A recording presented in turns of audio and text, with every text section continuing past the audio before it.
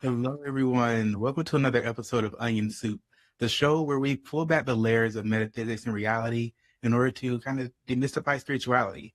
Today, we have a wonderful guest, Ms. Raman Hadi, and she is an intuitive coach who helps people to heal from their anxiety, stress, and overthinking. How are you doing today? I'm so good. Thank you. I'm so glad to be here. So happy to have you here. And I kind of want to do something a little bit different today and just have more of like a really good conversation. So I've been really want to talk to somebody about reality, the nature of reality, and how we all kind of perceive reality slightly differently. You Yeah. know, I know, right? And I was like, oh, okay, let's talk about reality. I love that. So, I mean, if we're going to talk about reality, I feel like we should start at the beginning.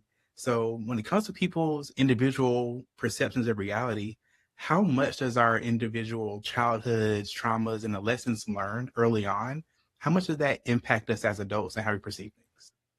I mean, can I say 100%? It definitely impacts us. I mean, the way that I got into this work in the first place was I started to have a lot of anxiety and I was experiencing depression and panic attacks. And I just thought, what is this? I was such a happy kid. I would experience these states of bliss as a kid and suddenly I think I was, 21 at the time. Suddenly I'm having all of these really intense physical experiences. And the first time I actually unraveled that was through my own intuitive coach. She was actually an MD turned into an intuitive coach. So she had this family physician training behind her. But anyway, she was the first person who kind of helped me to see how all of these different experiences I had had as a kid was actually contributing to all of this panic and anxiety that was happening in my life. So 100%. Yeah, we are sponges as kids. We absorb everything that's going on around us.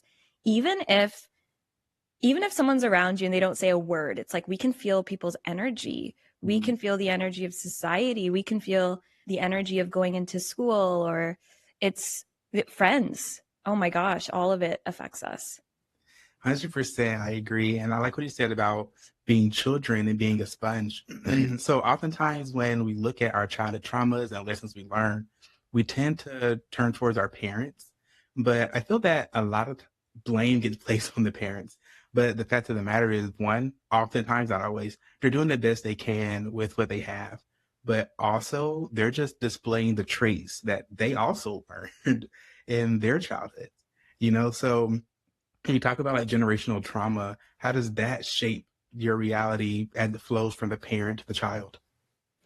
I mean, it absolutely does. And I think you're completely right in that it's not about blaming our parents. And the more we can I'm really big on connecting to our spiritual essence. The more we can connect to that place of love in our hearts, the more we can actually connect to them on that soul level and see them as the soul that they are and the soul that they were and the soul that they've always been.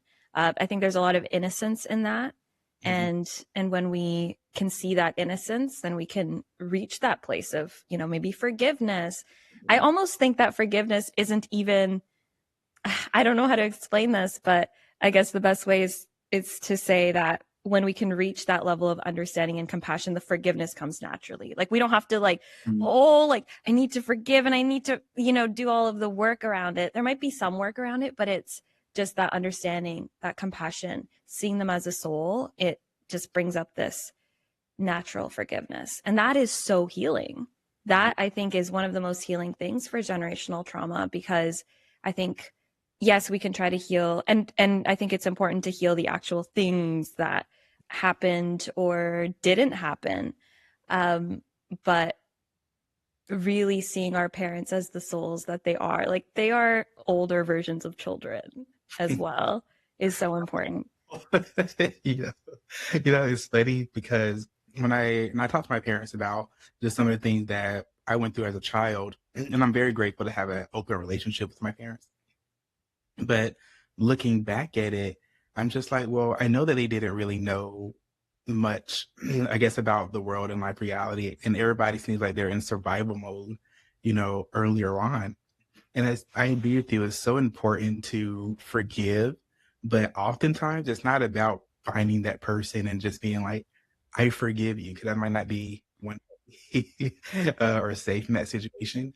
But it's about forgiving the self. And I love what you said about forgiving the soul and the spirit. So, in what ways do you utilize spirituality, like one in your everyday life, but in your practice as well? Yeah. So, I mean, I guess starting with my practice, are you talking about intuitive coaching or my spiritual practice is my Oh, personal? both. Can we Both. talk? Okay, sure, we'll go both. Yeah, so in coaching, I use the spirituality by using my intuition. When I'm guiding clients, I can sort of feel into what's going on for them beyond what they might be saying word wise. And so that's one way that I use that sort of spiritual essence. I believe that we're all deeply connected.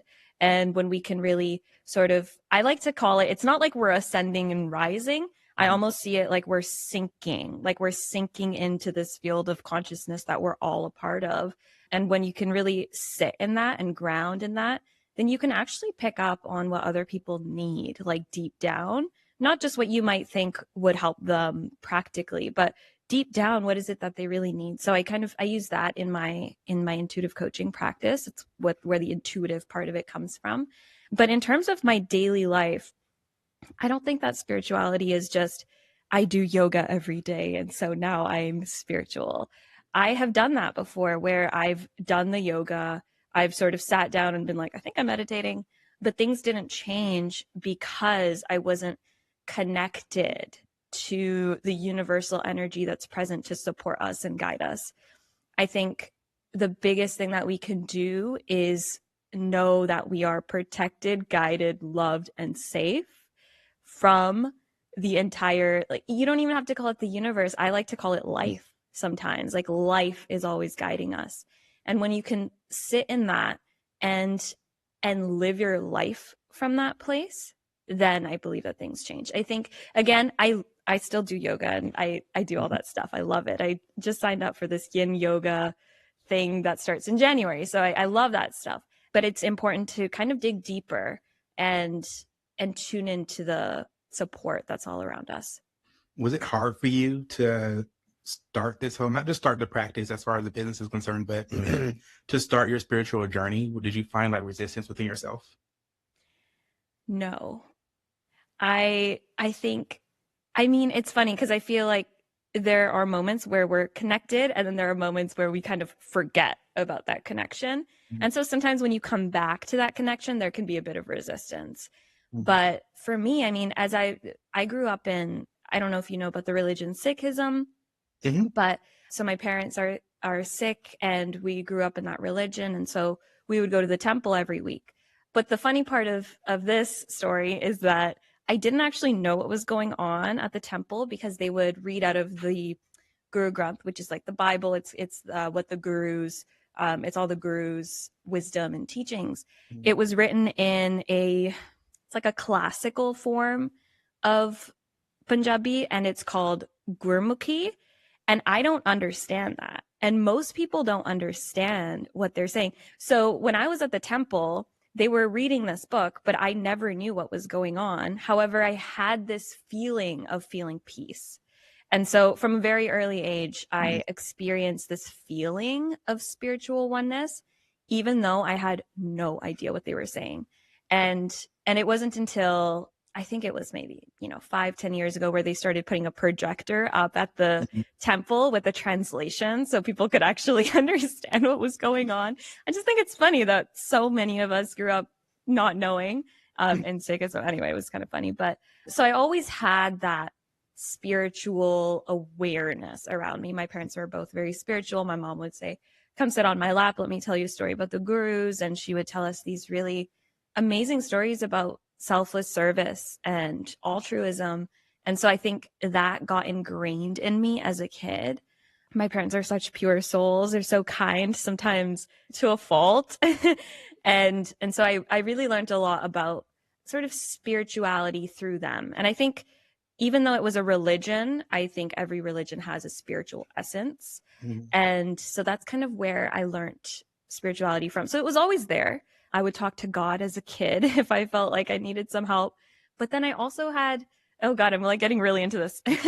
I also had these weird mixed messages about what God was. Because then in the Western world, I thought God was some guy on a throne. So I had these mixed messages about, oh, God is some guy on a throne that's going to punish me, even though that's not what we learn in Sikhism.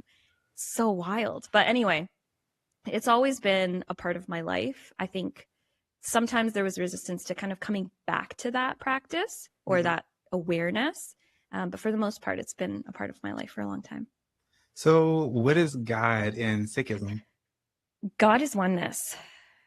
Yeah. What is oneness? You mean like the interconnection between all things in existence? God is just oneness. Mhm. It is that interconnection.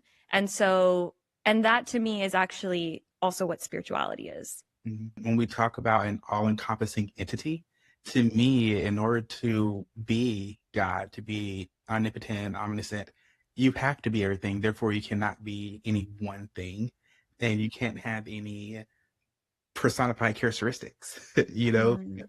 limits this oneness, this idea, this power. But I kind of want to go back to what you said about you would go in and they would be speaking the words. You didn't exactly know what the words meant or what they were saying, but you could still feel the energy. Would you say that it's the energy of the place and the connectivity, the connectiveness of everybody in there, or did the words have some type of power? Probably both. Mm. Yeah. I mean, I think words do have a lot of power, even though you don't, it's like, I don't know what this word is. But it was also the way in which they were, yeah, it was the energy of the place because everyone would go to the temple for some sort of spiritual connection. And so I think just being in that place was super helpful.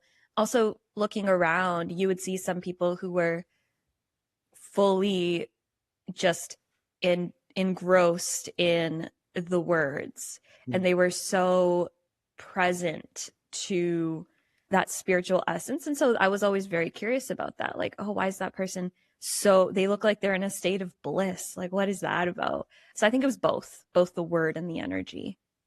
Interesting. I think that's very important because it's like when you look at spirituality, a lot of times people think that it's a cookie cutter, like there's one way to do this act or get close to God, and it's not. There are different ways to be closer to spirit or universe or God or whatever name you want to put to it. But excuse me, I like lost my voice like a week or two ago. Oh, that's okay. Yeah, just been like struggling to come back. It's so crazy. It sucks because I love to sing. Oh my God, I feel you. I feel you. Sometimes I'll sing so much and I'm like, why did I do that? I can't talk now. So I get sorry. it. But one thing that I did want to cover, and we were talking about the energy, nature of reality in words. And I was watching some of your videos. I love your videos. And you talk Thanks. a lot about the law of attraction and manifestation. So, what are your thoughts about conscious manifestation versus unconscious manifestation? Because I think I would say that we're always manifesting something, but oftentimes we're manifesting, or people tend to manifest unconsciously. Yeah, I mean, oh, this is such a fun topic. So, yeah, I agree with you. We are always manifesting. We're always, what is manifesting? It's just creating our life. We are powerful creators of our reality. And I think when we are unconsciously manifesting, that's when we are kind of trapped in maybe the past trauma that we've experienced. Mhm. Trauma does this weird thing where it almost freezes us in that experience. And then even if, I'm 28, even if it happened at 18, it's like I'm still 18 inside Mhm. and I'm still in that place. And so trauma can do this thing where it holds us in a certain time in our life. And then we start to repeat certain patterns, behaviors, but also like energetically, it's like we're aligning to things based on where we were at when we were 18 years old. So I think a really big part, I know it might sound like it's unrelated, but a really big part of consciously manifesting is actually seeing, well, what's going on in my body? What's going on in my energy? Where am I actually trapped right now? Mhm. Sometimes, like one of my biggest traumas was when I was 1 years old, and I've never actually talked about it publicly, but I've been doing this work for like 5 or 6 years, and I'm like, why haven't I talked about it? I need to start sharing it. But briefly, as a kid, my parents were immigrants, very hardworking. They had already had my brother. He's 2 years older than me. And when I was 1 years old, my grandparents asked if they could take me to India. My grandparents would kind of go back and forth from India to Canada. And so Mhm. they actually took me to India. And so I was there for like a year almost. And for 6 of those months, I was with them. I was in a really, a more positive space. But for the other 6 months, an uncle like came to India and he took me to my dad's village. And my dad's village is a very poor village. Mhm. And so for a good amount of time when I was one, like this is like developmental, I was in this village that was more poor. When my mom came and picked me up at the end, like my hair was fried. Because I was out in the sun all the time and I was like eating dirt. It was not okay. Mhm. And so every now and then I have to, also be conscious of, if I do start to feel a bit of panic, it's like I have to remember that that's that 1 year old, right? That 1 year old that felt unsafe or that felt, maybe unwanted or abandoned or, all those things. And so when we can really feel into that trauma and let it go, what it does is it opens up, it liberates our energy so that our most abundant energy can then start to create Right. our reality. So I know I could say, oh, do a bunch of affirmations and then you'll create your best reality. But the truth is, our reality will be created from the essence that we are giving off, from the Yes. energy we're giving off. And I think that's where we can get mixed up with manifestation sometimes. But yeah. I 100% agree with that. I mean, yes, affirmations do help, but what affirmations do, it mostly helps with let's say, the reprogramming of the mind. Mm. Because a lot of what we're saying, a lot of what we think is on repeat, and it's about 85, 90% of what goes on in your head is typically on repeat. So that's Mhm. why affirmations tend to help, because if you're constantly saying positivity, speaking positivity to yourself, into your life, it has this habit of repeating itself. And then when you go Mhm. down that rabbit hole of trauma, or you have a traumatic experience come up, that you get like a trigger almost with the affirmation that pops up right alongside that. And eventually those things won't trigger you. And if they do, they won't trigger you to such a degree, because you Mhm. charged yourself with this positivity. Yeah. Yeah. I mean, I do actually enjoy affirmations, but even in the word affirmations, it's like Yeah, you're affirming something that you believe deep down. So I think as long as our energy aligns with the words, it's like super, super powerful. sure, 100%. But we're going to take a really quick commercial. Open your mind and expand your consciousness. Welcome to Chakra Wonders, where style meets soul. Designed to uplift your energy and inspire your path to higher awareness. Every piece is a reflection of the cosmos and the power within you. Explore our collection and discover what resonates with your soul. Visit chakrawonders.com and step into conscious living. Chakra Wonders, conscious style for a conscious world.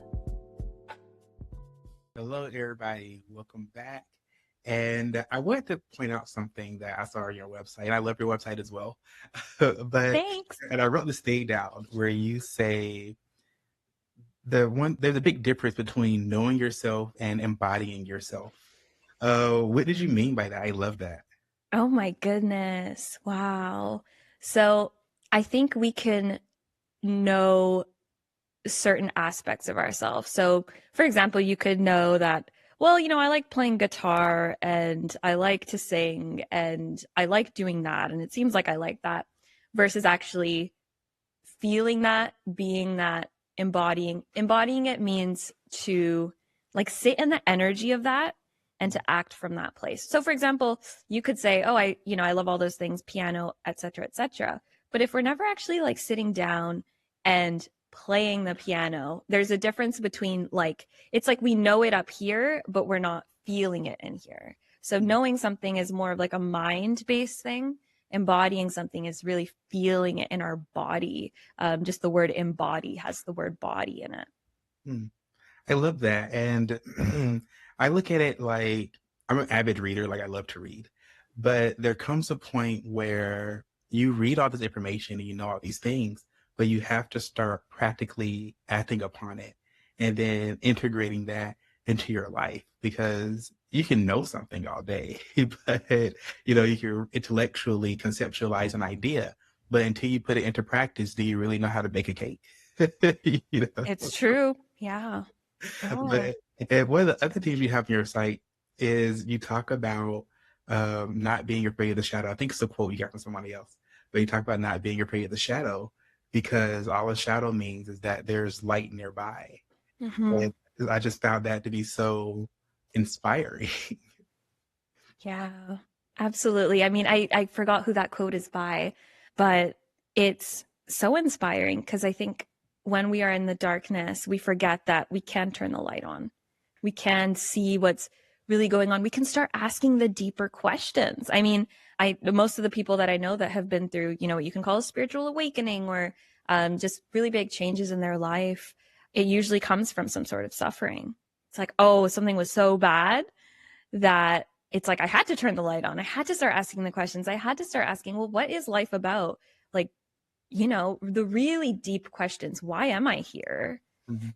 What's the point of all of this? And the answers that come out of those questions, I believe, are light. Like they're filled with light. And so if you're going through a period of darkness, it's so amazing how close you are to that light. And sometimes it takes like a really hard thing happening in our life as, the sort of catalyst to that big change. Do you ever find that people with some of the darkest trauma and the craziest backgrounds would have the most love, but also have the most powerful transformations? Yeah. I mean, you just said you're an avid reader. Oh my God. I remember reading Oprah's story and hearing, oh my goodness. Yeah. She has a book called What I Know for Sure. Mhm. Oh my goodness. Beautiful book, would highly recommend. But it's it's incredible to see the resilience of the human spirit. And it's amazing to see that she went through a lot of stuff. And yet here she is, this like bright light, was able to impact the world in such a big way. And I'm sure if you've picked up any other person's autobiography, you'll see that common thread. I Yeah. agree, but there's something about Oprah's story. I agree with you. It was so impactful. And then, because, when we all see Oprah now, we see her as this mogul, this philanthropist and highly successful. But it's interesting just to watch where she came from.